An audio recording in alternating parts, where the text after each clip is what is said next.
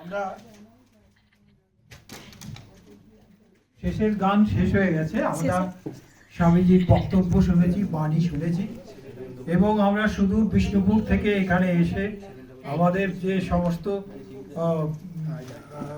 হসলা এবং শ্রদ্ধার সদস্য এনারা সবাই এসেছেন। তারা তাদের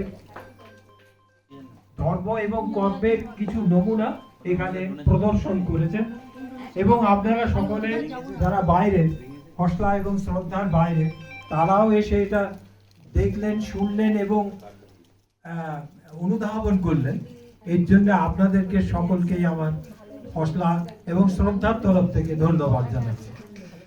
আর সবচেয়ে বড় কথা, এখানে অনেকেই এসেছেন অনেক কিছু দেবার জন্য, কিন্তু সময়ের অভাব, হয়তো পরিবেশ খুব সুন্দর ছিল কিন্তু সময়ের অভাব আমাদেরকে সেই নেবার সময়টুকু দেয়নি। যাই হোক, পরবর্তীকালে আমরা আরো ভালোভাবে নিজেদেরকে সমৃদ্ধ করে এখানে উপস্থিত হব। আজকে এইখানেই শেষ করলাম। ধন্যবাদ।